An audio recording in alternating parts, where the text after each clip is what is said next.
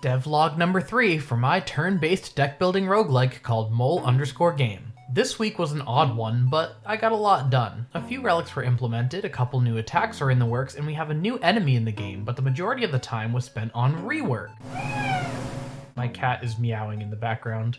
As the project grows, the skills of our small team grow too, and this makes some of the oldest stuff stick out like a sore thumb. At the start of the week, that became extremely evident in two spots amongst my own work. First in the quality of my early code, and second in the detail of my character art. To avoid getting too deep in the weeds on the code issues, I'll just state the change, and those who are curious for more detail can ask in the comment section. I'd be more than happy to dive into the intricacies there. That being said, the problem was with static typing in Godot's GD script. By default, static typing is entirely optional, and I treated it as such. There were hardly any editor hints because of this, and it's generally considered bad practice. Some sources have even claimed that games with zero static typing run 60% slower than those with strict typing.